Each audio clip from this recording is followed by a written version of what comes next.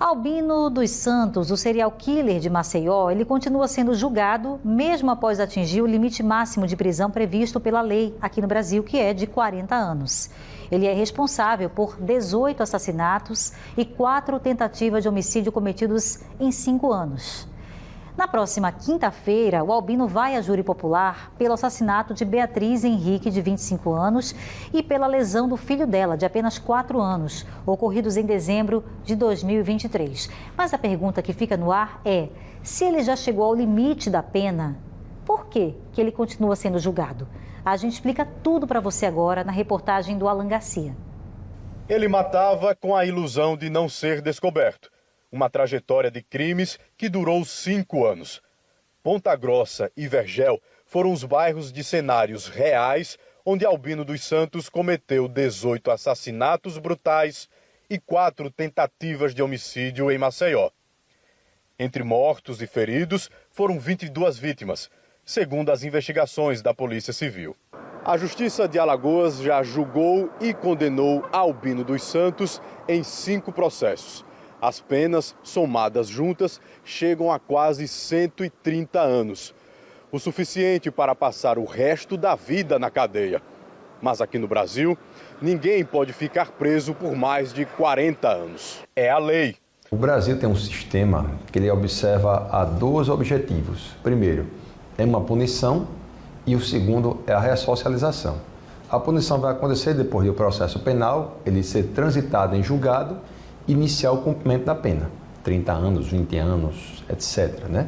E o segundo é a ressocialização, porque existe uma preocupação para que a pessoa cumpra a pena e depois seja reintegrada à sociedade. Então, há no Brasil uma limitação no tamanho da pena.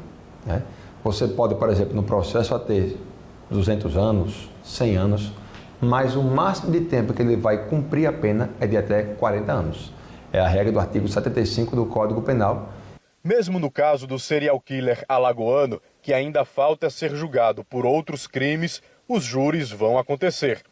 E serão os jurados que vão decidir se ele será condenado ou não. O procedimento do júri é um procedimento diferenciado, São chamados crimes dolosos contra a vida, os que são praticados com dolo, que tem a ver, por exemplo, em crimes contra a vida, como homicídio, infanticídio, a participação em suicídio e até o aborto.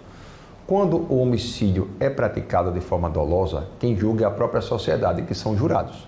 Então, cabe aos jurados a condenação ou a absolvição. O juiz, na hora que acaba o julgamento, ele vai fazer algumas perguntas. E os jurados respondem sim ou não, na autoria, na materialidade, e se condenam, se absolvem. Uma vez que os jurados condenam o réu, vai caber ao juiz apenas avaliar qual vai ser o tamanho da pena de acordo com as circunstâncias do caso concreto. Então, no júri, quem condena ou absolve são os jurados. E o juiz tem um papel de fixar o tamanho da pena e qual regime ele vai iniciar o seu cumprimento. O irmão de Laura é uma das vítimas que sobreviveu. Alan Vitor levou tiros nas costas e na cabeça. O caso já foi julgado. Albino pegou 14 anos de prisão. Eu não achei uma pena justa. Eu queria mais, bem mais do que 21 anos, porque reduziu para 14. Eu só queria justiça, pelo menos que ele pegasse uns 30 anos, por aí. E assim, no Brasil a gente sabe que é só 40 anos, Que ele ficasse, era cumprindo uma sentença e já entrando outra, para prisão perpétua, para ele não sair mais nunca.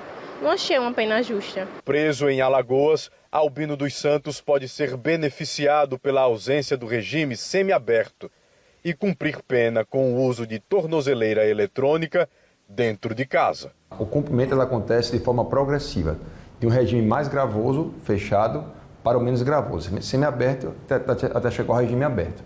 Só que em Alagoas é uma circunstância diferenciada, porque aqui não existe regime semiaberto. Então a pessoa que foi presa, ela vai galgar do regime fechado até o regime aberto de uma só vez, chamada progressão por salto.